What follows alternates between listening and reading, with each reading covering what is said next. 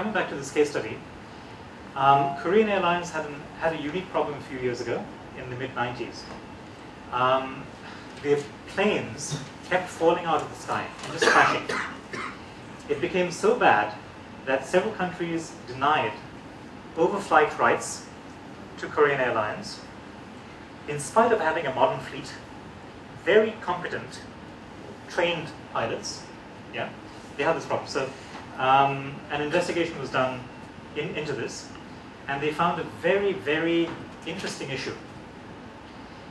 The issue is there are three people in the cockpit: the captain, the pilot, and a flight engineer. Now, Korean society, like a lot of Asian societies, are highly hierarchical. There's a lot of respect given to authority. Now, what does this do? In this case, there was one particular instance where the captain was flying a plane. The co-pilot and the engineer noticed that he was making some obvious mistakes, but they weren't able to voice it out of respect for the difference in the status. This is a true case, and they discovered this through a black box. The weather conditions were bad. Normally, it appears that about 7 things have to go wrong in order for an accident to take place. And one of the common factors in all accidents is the fatigue of the pilots. Yeah? Without pilot fatigue, you have fail-safe systems in aircraft which make them pretty safe. But what had happened in this case was the pilot was stretched, weather conditions were bad, the ground, it wasn't visible. The ground radar, the landing radar, you can almost land a plane automatically. That was down for maintenance. A number of things were, and the captain was fatigued. And the co-pilot and the flight engineer were trying to communicate to the captain. And what they said was, "Captain, it is good to use an onboard radar." Now, this man was peering out of the window in fog, searching for the landing strip. And what had actually happened was he crashed the plane into a mountainside. Everybody died. Everybody died. True story. When they analyzed the black box, they found that attempts had been made, but not directly, to the captain, saying, "Look, switch on your radar," and he interpreted, he was tired, he interpreted it as a general statement that, the onboard radar is useful, and yeah, of course it's useful, and he continued doing what he was doing. Now, the outcome of the study was also very interesting.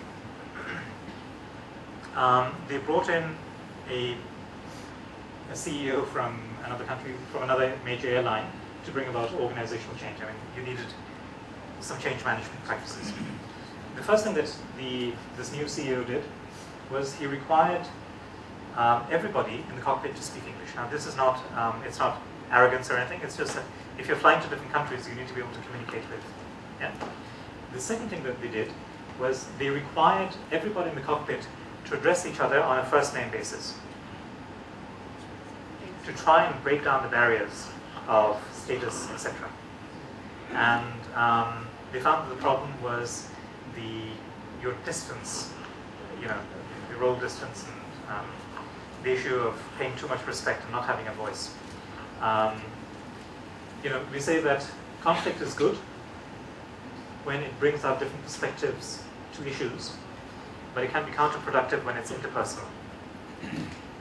So we would actually encourage team members to speak up and bring out different points of view.